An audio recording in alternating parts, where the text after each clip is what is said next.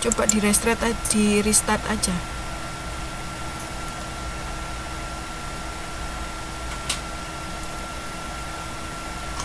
Ya, metode statistik yang mudah digunakan untuk meramalkan jualan. Betul. Nah, di sini nanti analisis tren dibagi menjadi dua ya. Yang pertama itu ada tren garis lurus serta tren bukan garis lurus. Nah, untuk tren garis lurus sendiri itu nanti terdiri atas metode kuadrat terkecil serta metode bukan garis lurus.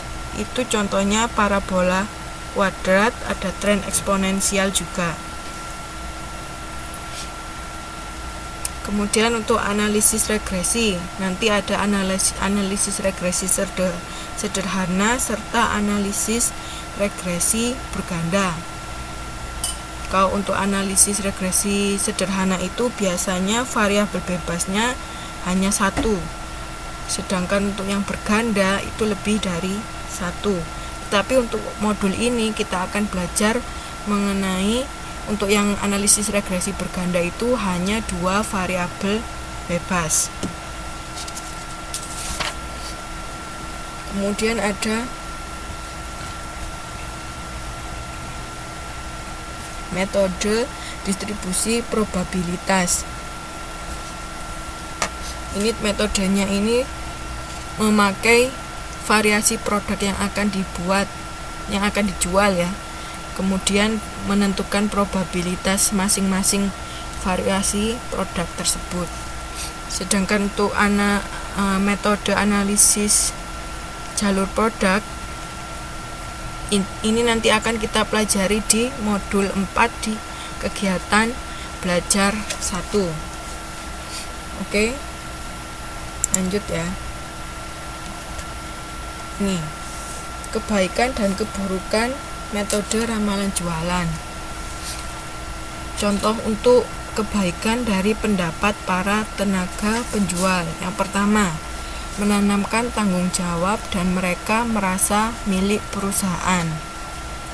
Kemudian yang kedua ada ramalannya ini dibuat secara individu, di mana individu itu paling dekat dengan pelanggan, ya kan? Kalau tenaga penjual kan biasanya berhubungan langsung dengan pelanggan.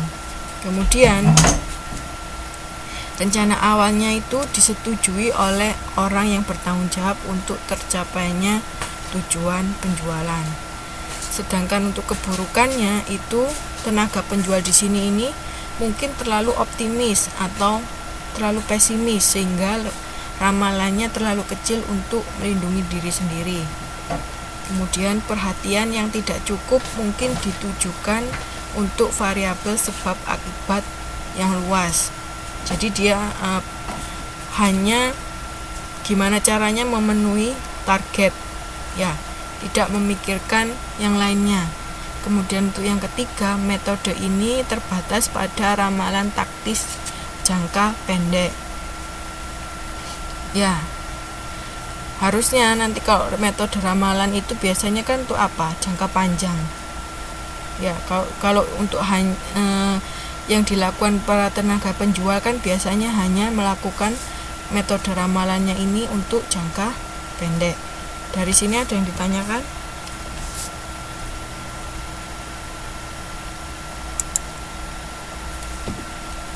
Nanti contoh untuk yang kebaikan dan keburukan dari metode yang lainnya bisa dibaca sendiri ya.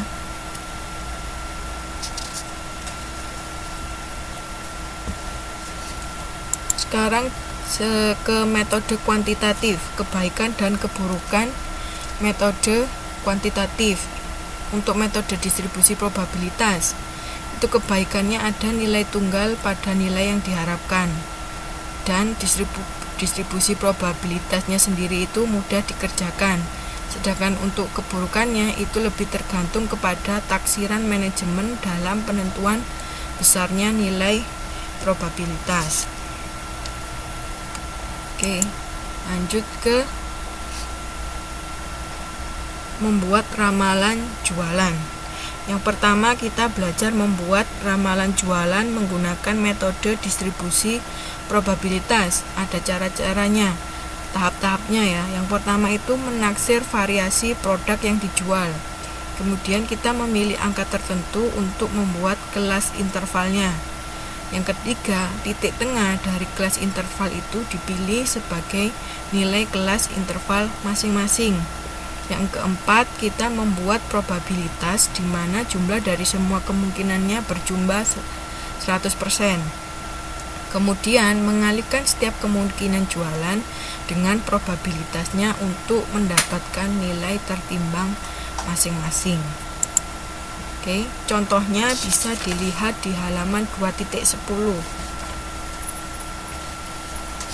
Nah, di sini jualan satuannya unit ya, itu yang ini nilai kelas intervalnya ya, ini ditentukan ya oleh manajer penjualan. Kemudian probabilitasnya itu masing-masing ada 10%, 20%, 35%, 30% dan 5%, dimana kok di total itu semuanya harus nilainya 100%.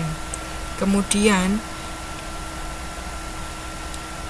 jualannya dikali dengan probabilitasnya sehingga didapatkan nilai tertimbang untuk masing-masing jualan. Kemudian dijumlahkan sehingga didapatkan nilai 9.000. 9.000 ini apa? 9.000 itu adalah ramalan jualan sebulan. Jadi ramalan jualan dalam sebulan itu ada 9.000 unit. Di sini ada syaratnya ya. Ya. Penjualan produk selama sebulan itu bervariasi dari 0 sampai 20.000 unit.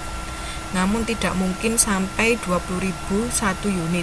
Jadi bisa dilihat di sini di jualan unitnya dia tidak kurang dari 0 dan tidak lebih dari 20.000 satu unit. Untuk metode ini ada yang ditanyakan?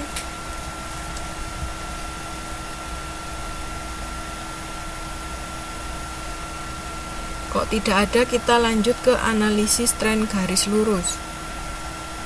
Oke. Yang lainnya mana? Mbak Iisnya oke. Yang lainnya mana? Mbak Sulastri yang oke. Oke, sip. Analisis tren garis lurus. Yang pertama kita menggunakan metode kuadrat terkecil. Di sini tren garis lurus itu adalah suatu tren yang diramalkan naik atau turunnya itu berupa garis lurus. Yang mana Mbak? Ya, 9.900 itu ya. Itu 9.000. Coba dijumlah. Kalau masih nggak percaya, kalau masih ragu silakan dijumlah. Ya, itu harusnya 9.000 unit.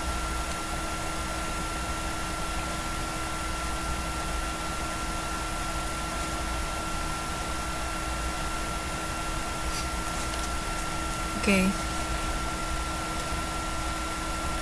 Nah, di sini variabel waktu yang digunakan itu bisa dalam tahunan, semesteran, bulanan, mingguan.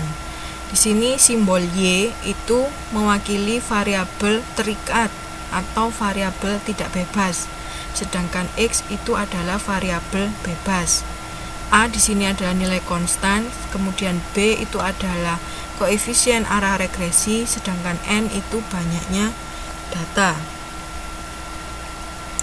Bisa dilihat di halaman 2.10 hingga 2.11. Ya, diketahui di sini ada data jualan susu dari PT IMA selama 5 tahun, dari tahun 2011 hingga 2015 dalam unit. Jadi untuk yang 2011 itu jualannya ada 130 unit.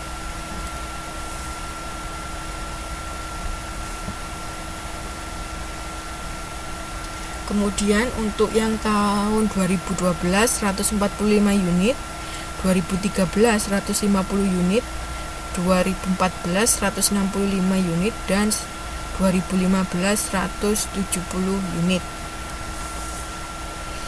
Nah, untuk menghitung